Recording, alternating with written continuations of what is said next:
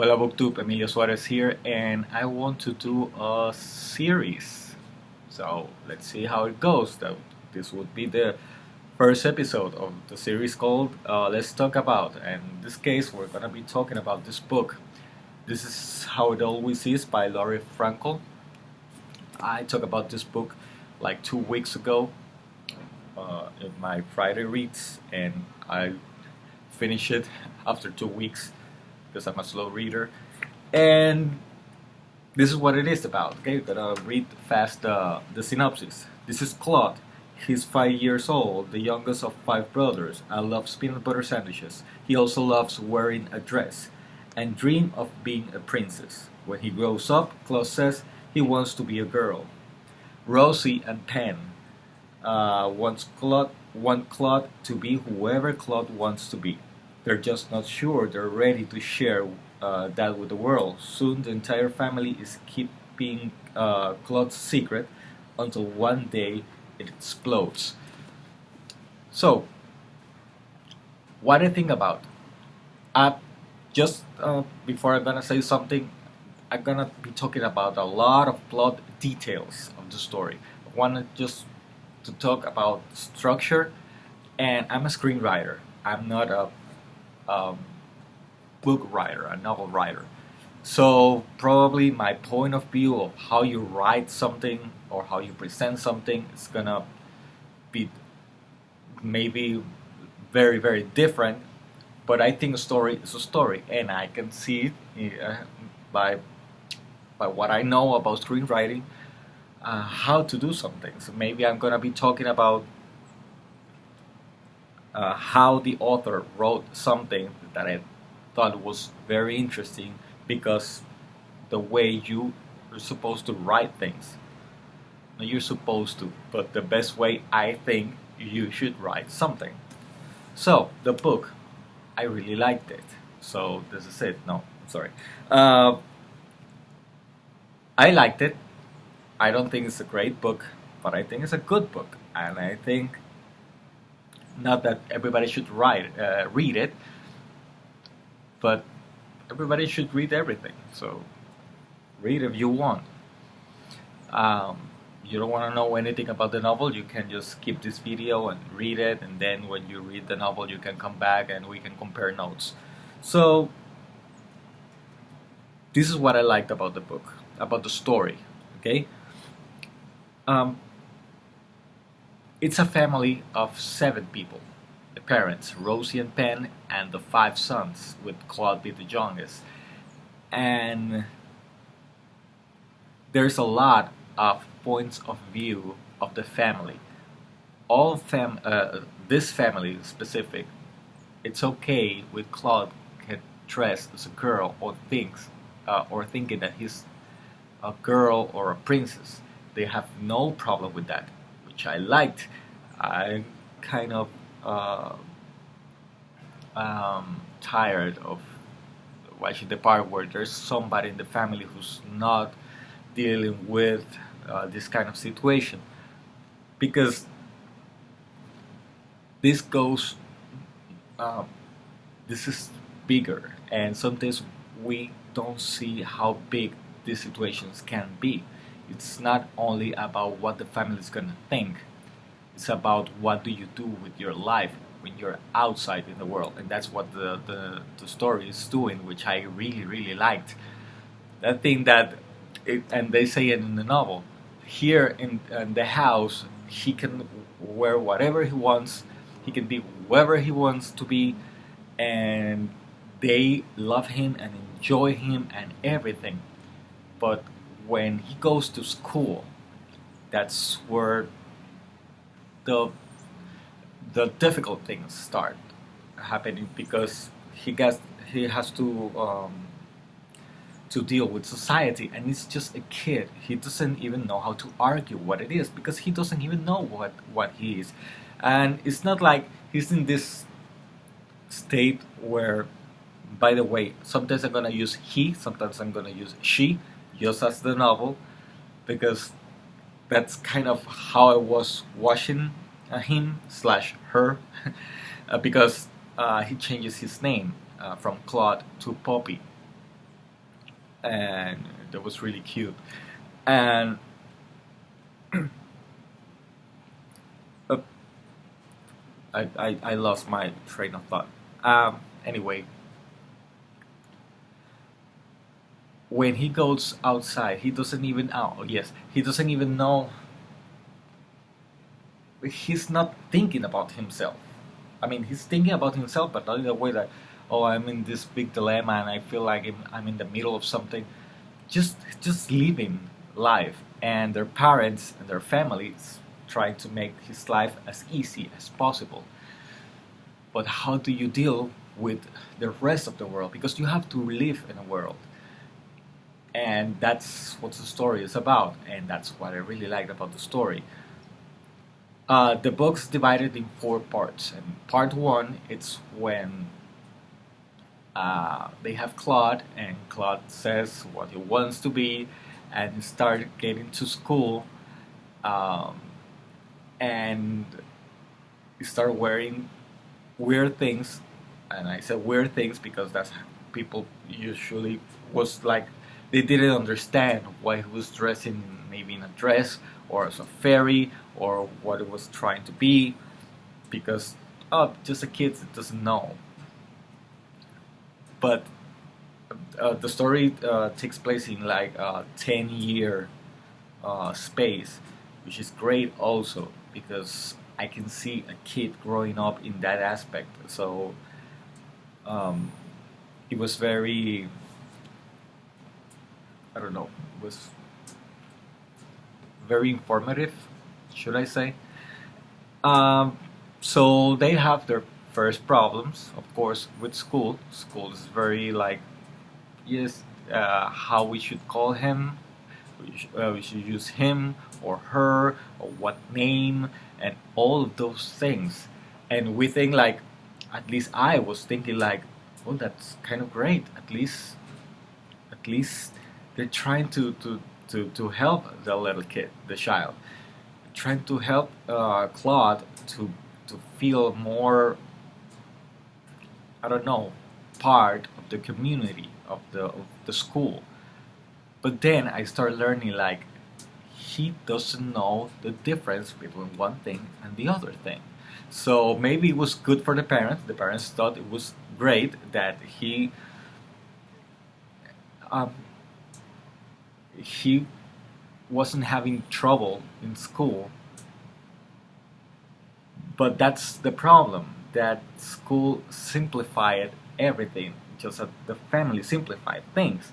He's either a boy or a girl, and he's a kid, a 5-year-old kid is starting his life, and sometimes we get to adulthood and we don't even know who we are.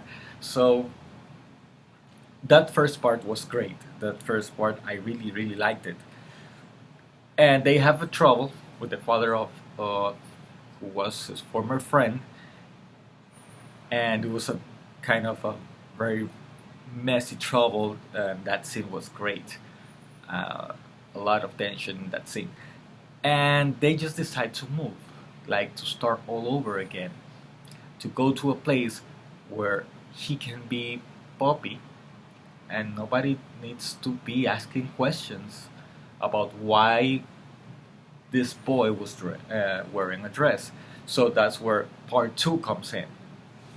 Now they move, and the author do this thing that does it a couple of times, and I think it she did a great job doing it.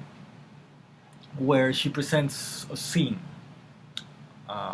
when they move, like 3 years have happened already, and Poppy it's on a sleepover with the um, neighbor's daughter and some friends because she has friends now, and they're talking about girl things and playing board games and all of that.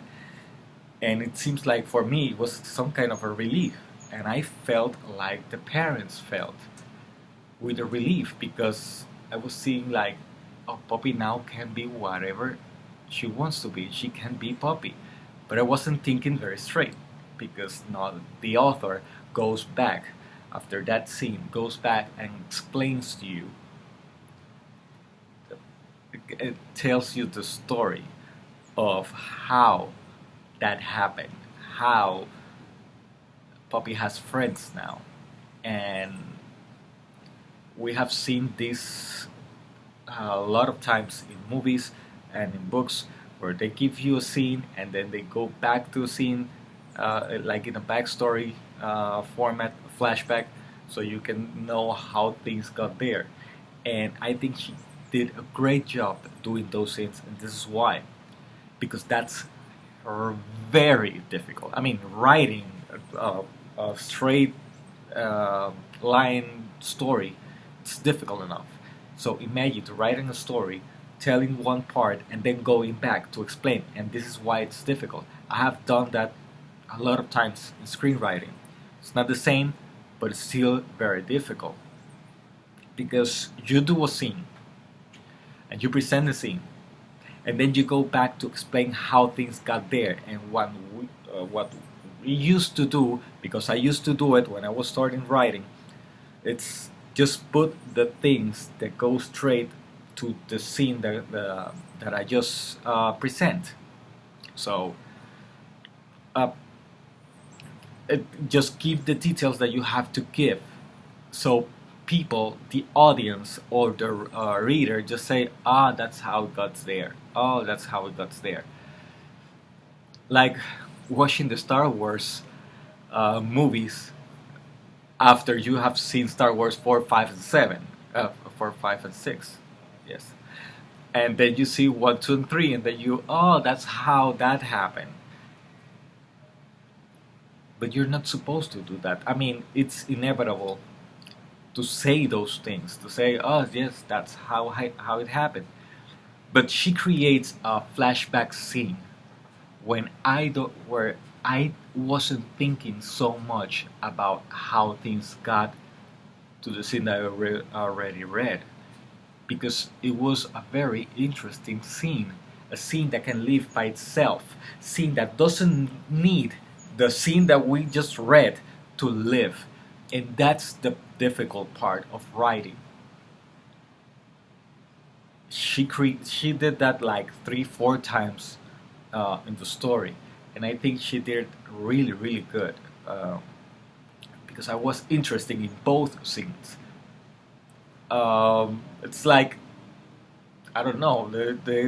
Let's say we have this scene where this girl goes to a house and they ask her, "Hey, where's Philip?" And she said, "Philip's dead." And you're like, "What?" And then the next scene, you're seeing her with Philip walking to the house.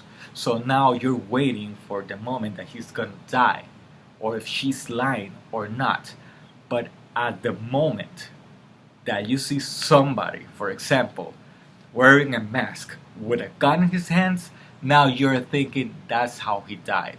And you get pulled from the scene, from what was happening. Maybe they were talking about how they felt. Maybe they were talking about how what to do when they get to the house.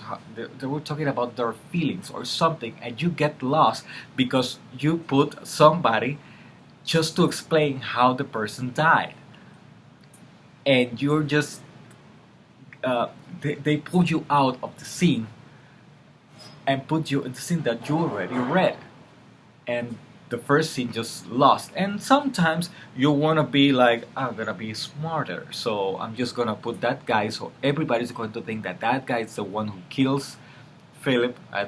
Philip was the name that I used, I don't remember. But he gets kicked in the ass by the girl, and Philip dies because he just, I don't know, falls with a banana peel or something. And that's a really bad scene for its own, you know. But I hope you understand what I'm trying to say. She doesn't get like, she doesn't try to go fast so you can understand things. Every scene has its own life. like commercials. It can be a 30-second commercial, but it has life on its own. Doesn't need the other commercials to get complete. And even each scene, it's part of the whole. It's part of the story. Has its own life, and I really like that about it. Now, uh, I have a problem with part 3 and part 4. I'm gonna say why. Part 3, they go. They, in part 2, everybody knows the truth. For some reason, um, people know that Puppy is a boy, and Puppy gets extremely depressed. The family doesn't know what to do. Puppy gets confused and doesn't want to go to school. Shaves his head. It's a very extremely sad moment. But the mother, who's a doctor, and her slash maybe boss, is trying to convince her to go to do things for the place where she's working. It's a little like community of doctors who do a lot of things to help people, and her kind of boss tells her you have to do this and you have to do that and you have to go to Thailand so you can help there because that helps us also. So she decides to go to Thailand. She says, if I go to I'll go to Thailand if I can take Puppy with me. And that was a problem for me. It was a problem for me because at first I didn't understand why you do that. Yes, if I can think fast enough, I can say, well, it's trying to take Puppy out of this world, what's happening, try to so she can see other things and maybe don't get that depressed. That's good when you try to help somebody, taking somebody out from the picture, so it can like give itself like a reboot. Yes, but it was kind of what's kind of forced, and it doesn't stop there because when they get to Thailand, the mother starts working with this people who's very very poor and has no supplies at all. She's trying so hard, and she's working with a woman called Kay, and Kay tries to explain to her how everything works there, and Poppy can be with her mother helping. So uh, they put Poppy in some kind of a school, but they put Poppy so Poppy can teach in the school. I mean, it's a 10-year-old boy slash girl. In that way, he was clawed because he said he didn't want to be Poppy anymore. So he's teaching English to younger students. He doesn't even know how to do that, but he tries to. And everything that the mother learned and everything that Claude learned in that space of time, that was like a month, comes to them. They didn't look for it. Comes for them because results that Kay is a transgender. So Kay is the one who talks to the mother, to Rosie. Hey, I'm like Claude, and that's what I believe. That's what happens in Thailand. In Thailand, we don't have that kind of pressure, of society pressure that big because of our culture and all of that. That's great, but she wasn't looking for it. And I know things go to you when you're looking for them, but she didn't learn it the hard way. She went to Thailand and everything was put in their plate in Thailand. Uh, was put on the plate for the mother, and it was put on the plate for young Claude. And that's where I have trouble because I think it was very easy. It wasn't easy for them be living there in Thailand. It wasn't easy for them for all the things that they have to do there. It wasn't easy for them for all the aspects that they were watching there. But it was easy to learn about themselves, and that's where I have trouble Okay? And another thing, they took out the rest of the family. And I didn't like that because I liked how that family worked together even if they were all in trouble. I liked that part. And we lost the brothers and we lost the father. The father talks with them sometimes uh, through Wi-Fi and all of that, but it's not the same. It wasn't the same, and I just wanted to that part to just go as fast as it could, and then they come back, and that's part four, and part four was very cute.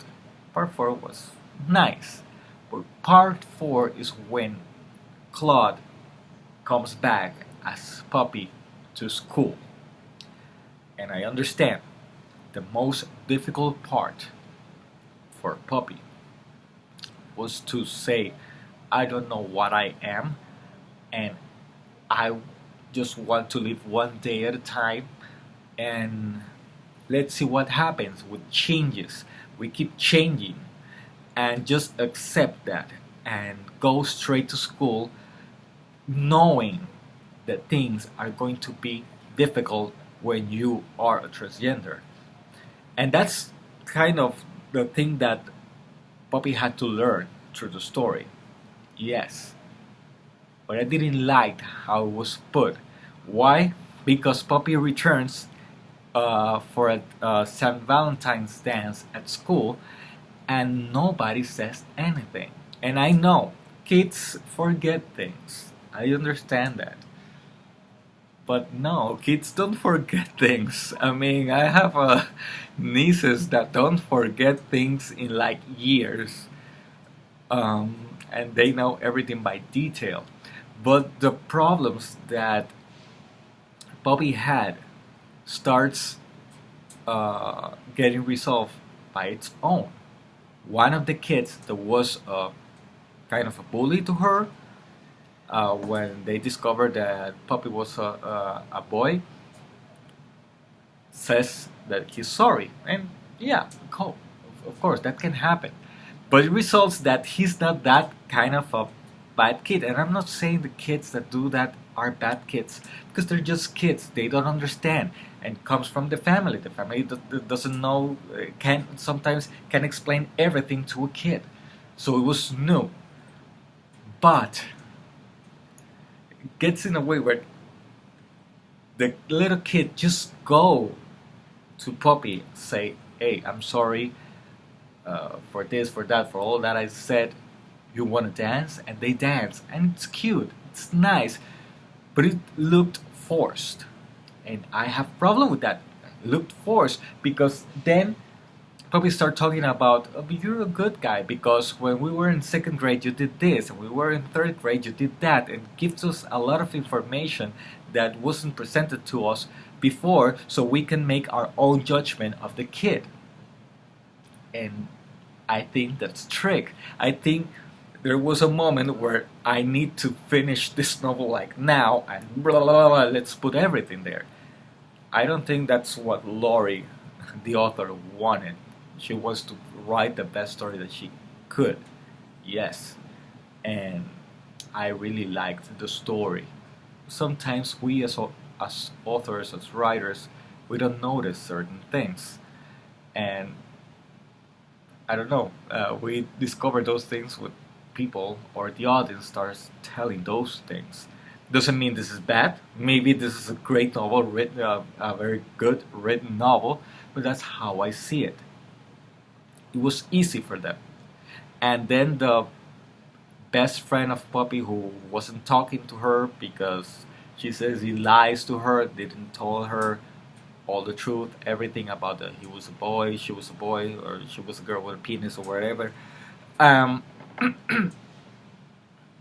She follows Poppy to the bathroom, and then they talk, and they resolve the things like easy, like in a page. They resolve everything, and I have trouble with that also. And I know we have to finish the novel, but it gives me the sense that then why we had the third part, because we didn't use anything of the third part except accepting that things are going to be difficult and you have to keep on going. But didn't feel like that. She both learned a lot about Buddha, about what Buddha represents there in Thailand, and why it looks the way it looks, and everything. And it was like they get there, which was the most difficult part. Want to stress that. That's the most difficult part, getting back to school. But then the things come to them, to Poppy, and get resolved. And that's what I don't like about the part 4 also. Um, this is a this is a good story, and I learned a lot. I mean, I saw a lot of perspective that I wasn't seeing before, and I felt like the parents who were open but didn't know what that means also, and make me see things in a more different way. And I give the thanks to Laurie Frankel for this novel. But I think the second half of the novel was a little bit like fast and not with enough substance, or with a lot of substance, very concentrated in one part that we didn't get to. I think I'm froze, but I'm not gonna redo this video again. Let's wait.